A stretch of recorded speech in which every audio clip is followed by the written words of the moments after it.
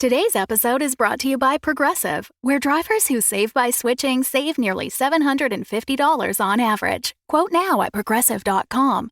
Progressive Casualty Insurance Company and Affiliates. National average 12-month savings of $744 by new customers surveyed who saved with Progressive between June 2022 and May 2023. Potential savings will vary. When you need mealtime inspiration, it's worth shopping Kroger, where you'll find over 30,000 mouth-watering choices that excite your inner foodie. And no matter what tasty choice you make, you'll enjoy our everyday low prices, plus extra ways to save, like digital coupons worth over $600 each week. You can also save up to $1 off per gallon at the pump with fuel points. More savings and more inspiring flavors make shopping Kroger worth it every time. Kroger, fresh for everyone. Fuel restrictions apply. In this world, there are more stories than reasons to vote in an off-year election. Some are social issues, some are fiscal, some are, seriously, register to vote. It's vital and important to a democratic process. Not just America, everywhere. And if you can't vote in your home country, just print up your own ballot and have a pretend vote in your house. Like elect your cat Prime Minister of the closet. But they're all worth the enfranchising. So, open your ballot box wide and listen. Welcome to BRUSHTOWN Stories, Episode 24, from the Diary of Bernard Glouch, The Toothful Life.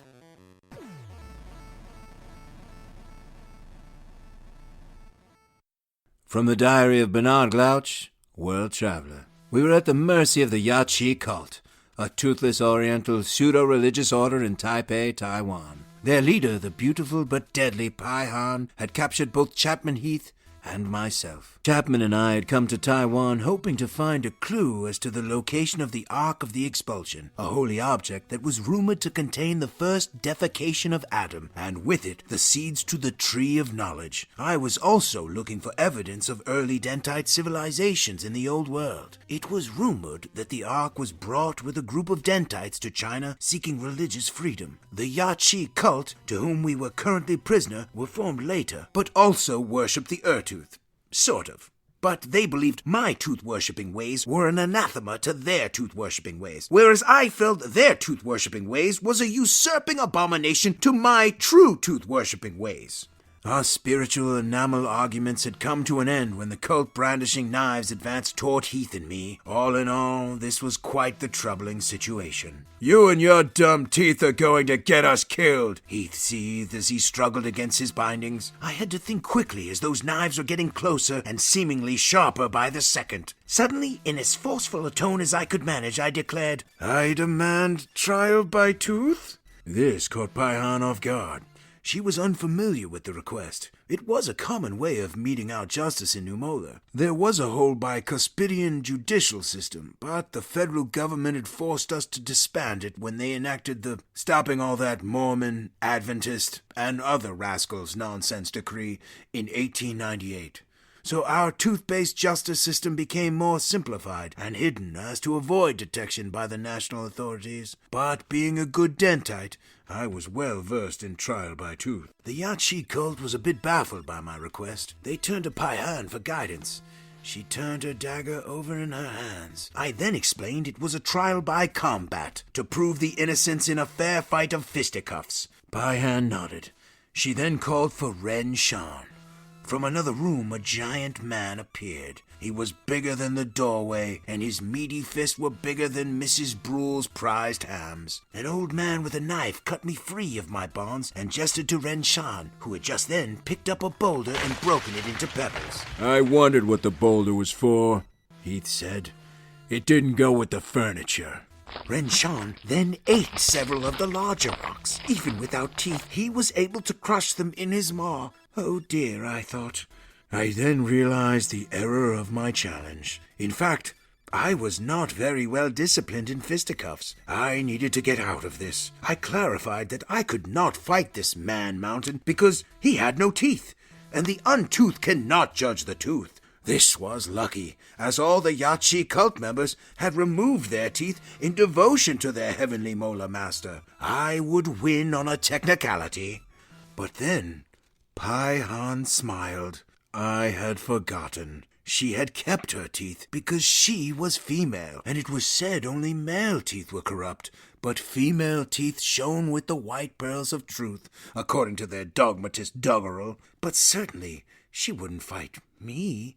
But being wrong was the order of the day, as she then ripped off her gown, and underneath was a sort of leotard that would give her the perfect maneuverability for fighting. She then cracked her knuckles and took on a fighting stance. This was no good. I certainly was not comfortable in combat against a woman, not that it was unknown to me. In truth, back home I was often at the receiving end of violence by the fairer sex, the prime example being Matilda Glom, who used to steal my socks and beat me about the face and neck after school, her long sweep of red curly hair swishing this way and that as she'd mercilessly pummel me, until one day I took my sock, filled it with small frogs, and then poured the amphibians onto her pre-supper sandwich. She'd eat this sandwich to give her the requisite amount of energy for beating me. This defiling of her sandwich so upset her, she refused to fight me, and instead spent the remainder of our school years together ignoring me. Later she, in fact, would write a Roma Cliff novel, which painted me as a foppish dandy. I wrote to the editors to have this libel pulled from print,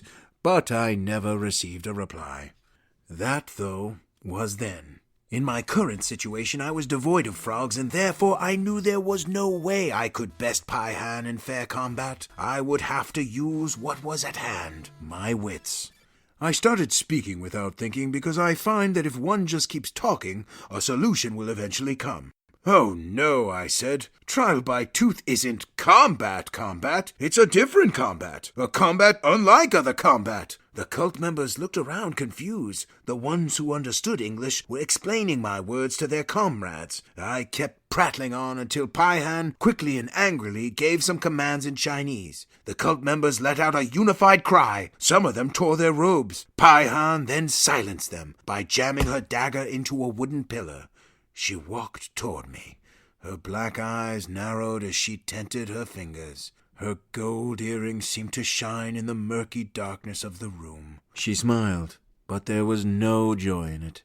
She said that words are dust, and she kept a clean house, that I must state the terms immediately or face instant death. She put her lips to my ear. I could feel her hot breath on my lobe. "Name your terms," she hissed. Being backed into this metaphorical literal corner was no good. My mind went blank, then double blank, and then so blank that blank seemed to be a world filled with colors. My mouth trembled, and then one word hit my mind. One poor, foolish word.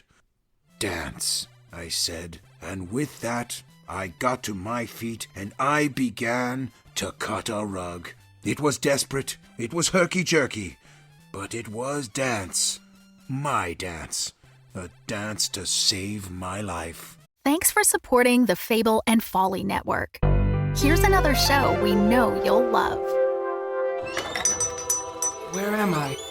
Welcome to Desert Skies, traveler. Your journey through the physical plane has come to an end. I am the attendant. My colleague here is the mechanic. Yo.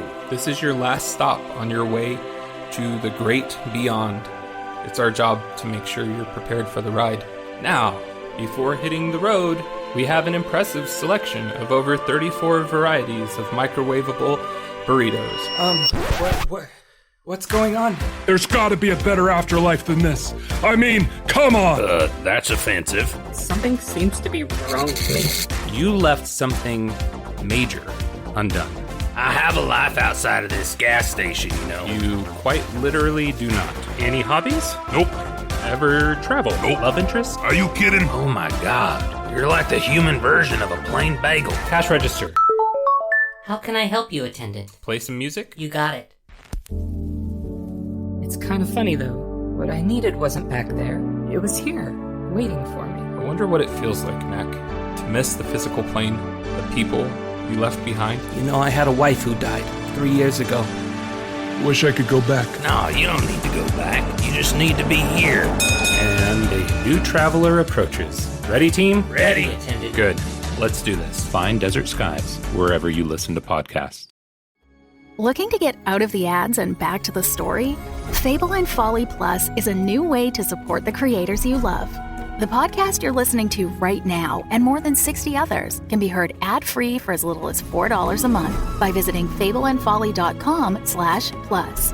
And now, Fall of the House of Sunshine is offering episode commentary to Fable and Folly Plus supporters, still entirely ad-free. Fable and Folly Plus. Sign up today at fableandfolly.com/plus.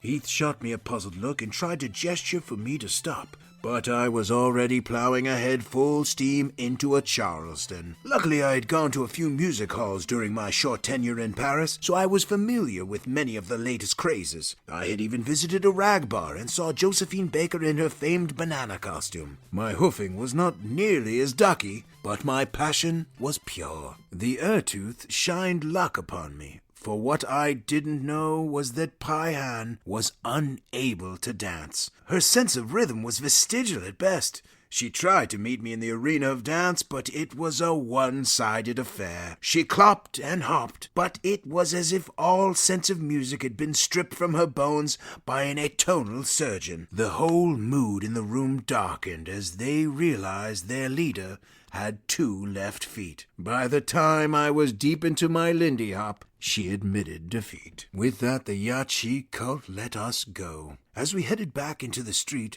Pie-Han asked if she could see me again, and though I was a bit apprehensive, she did poison and try to kill me. I agreed.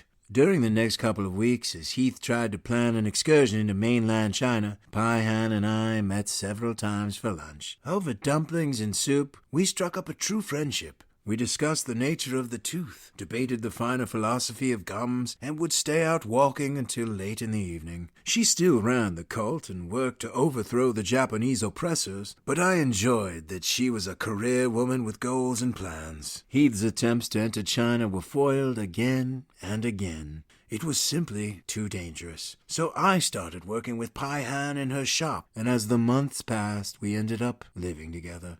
I once asked her if she wanted to marry, but she said I was not worthy of her, and instead wanted to keep things as they were.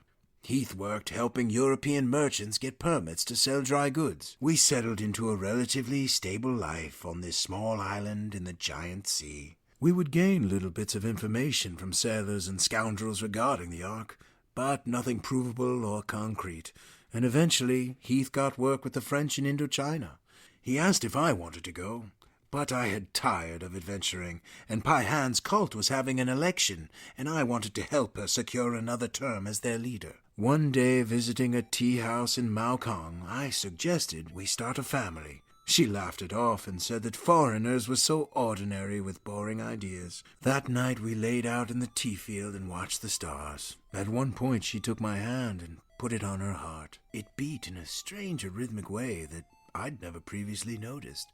She said that if she were to have a child, her heart could not handle it. And then she said it didn't matter, because I was all the child she could handle. Plus, why was I so arrogant to think that she should deal with having more of me around? About a year later, when I was at the antique shop, a small red imp appeared and delivered a note saying Bullet had given birth to twins. They were both girls and had the cutest forked tails, according to the message. Her and the demon had ended up on an island in Greece and started a small shipping business. I gave the imp a small jade figure to give to them. It doffed its horns and then vanished in a puff of purple smoke. Pie-Han and I celebrated anniversaries, birthdays, holidays, both hers and mine. I baked her a cherry pie for my nation's most important holiday, Washington's birthday, and even though we'd spent years in each other's arms, we still found plenty to discuss. One seemingly ordinary afternoon, we'd been debating why, if the Tooth's ways were so pure, was there still plaque? And was plaque fuzz? She smiled, watching me. The small crow's feet that now lived in the corner of her eyes made her all the more beautiful to me. I was just about to compare the elder fuzz to the new sweater movement when there was a loud banging on our door. Before we could answer it, Heath burst in, his face flushed red, and he was out of breath. "I have found it! The proof we need! The Ark! The early Dentites! All of it!" He was talking between gasps. He had run all the way from the port. "We must leave now. Oh, it's amazing. A Portuguese explorer, and there's no time, man. Come, come." I looked at Heath, a man I'd not seen in years, and I looked back at Paihan and our home and all the years we'd made our own. I knew what needed to be done. So, of course, I went with Heath and we left on the next ship. BRUSHTOWN Stories is a Roy Gold production. It was written by Jonathan Goldberg with music by David Ariglieri. Bernard Glouch is James Kennedy. Find out more about the show and cast at podmusical.com. Find out what happens to all your favorite characters on Season 2 of The Fall of the House of Sunshine, coming March 2018. Find out what happens after the world ends on Season 2 of The Fall of the House of Sunshine, coming March 2018. Thanks for listening, and have a suntabulous bicuspid of a day!